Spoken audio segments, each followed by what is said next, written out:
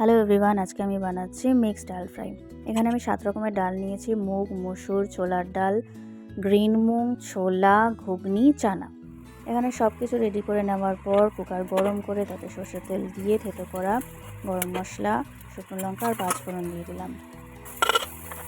দেন এখানে একে একে কুচনো পেঁয়াজ, গ্রেট করা আদা রসুন, কুচনো ক্যাপসিকাম আর টমেটো আর কুচনো কাঁচা লঙ্কা আর ধনেপাতা দিয়ে একটু নাড়িয়ে চাড়িয়ে আমি মশলা দিয়ে দেবো। মশলার মধ্যে রয়েছে নুন, হলুদ আর গরম মশলা গুঁড়ো।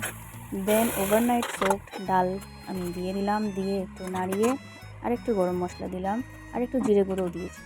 দেন গরম জল অ্যাড করে একটু ফুট এসে গেলে তাতে কসুরি মেথি আর বাকি কেটে রাখা ধনেপাতাটা দিয়ে লিড অফ করে 6টা সিটি দিয়ে আর রেডি আমার মিক্সড ডাল ফ্রাই।